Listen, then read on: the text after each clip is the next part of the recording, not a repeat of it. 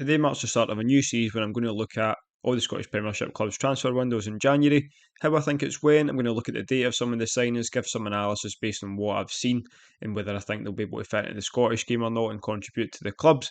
We're obviously going to start with Aberdeen, who had a really busy transfer window, particularly towards the end. They got a lot of business done. I'm sure their fans will agree that the squad did need some surgery. They obviously lost Jimmy Tulline at the start of the window as well and still don't have a permanent manager.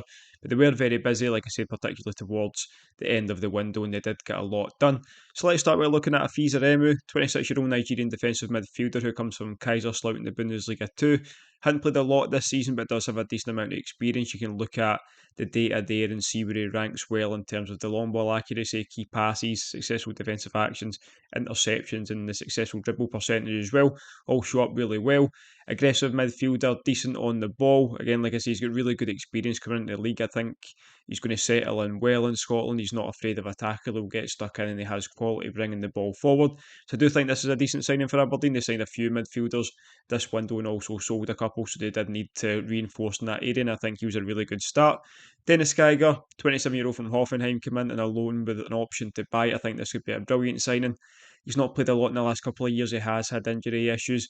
Rated very highly in Germany, and Derek Ray speaks of him very well with his knowledge of German football. Was predicted to be a German international, but those injuries have stopped that as well. But you look at what he gives you on the ball, he brings quality defensively and going forward. Very tenacious, short, kind of stocky midfield that uses his weight well. He'll be very good bringing the ball forward. I think this is an exciting one for Aberdeen.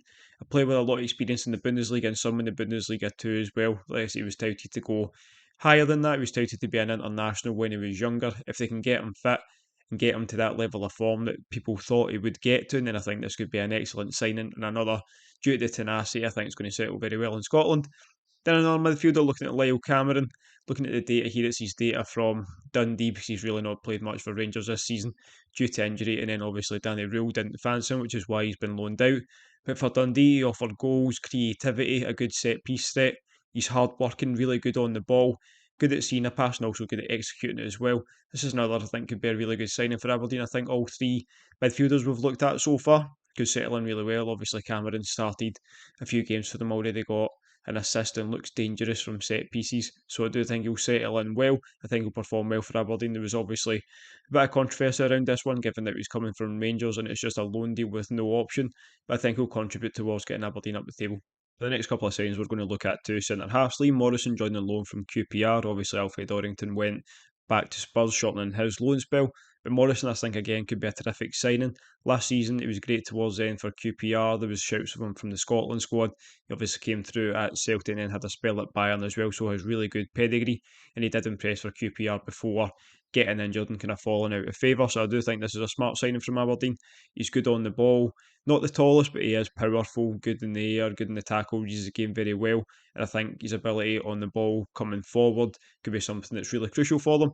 And then one of the more recent signings, Tom McIntyre, came in on a free transfer. You can look at some of the data there. It's obviously not a lot of minutes played at Bradford this season.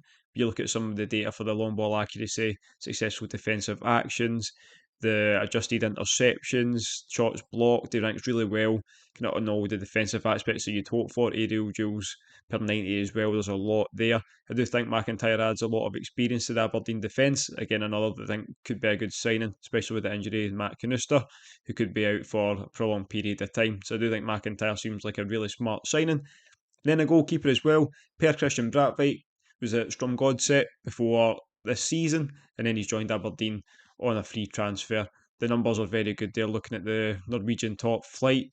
Again, he's good competition for Dimitar Mitov, who had a couple of howlers, particularly against Rangers, but he's not had his greatest season. He is capable of being a top goalkeeper, but I do think there's been some mistakes there that maybe made manager or the sporting director kind of question his ability, but Per Christian Brathwaite, very good deputy and very capable of stepping into that number one spot. Last incoming one we have is one that Scottish football fans will know well.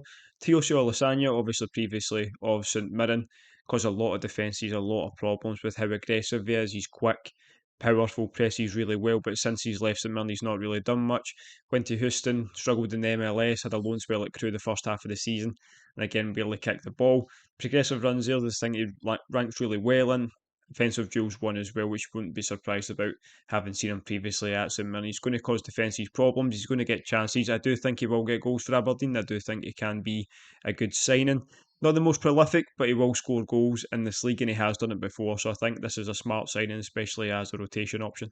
Now that's incomings out the way. Look at some outgoings. So Esther Sockler made his move to Radnicki permanent for a fee around 200k. 26-year-old struggled to get goals at Aberdeen. I think they were hoping he'd have a similar impact to Mijovski when he first joined, but he just didn't manage to get there, and he had a good spell in Serbia. So potentially a good deal for Aberdeen there.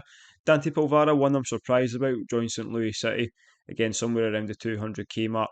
Brilliant athlete, again not the best technically, but a hero for Aberdeen in terms of the Scottish Cup. The fans seemed to love him. He'll always give you 100%. I do think it's very rare that you get athletes as good as him, especially in Scotland. I just don't think his technical ability improved as much as it could have over the years here.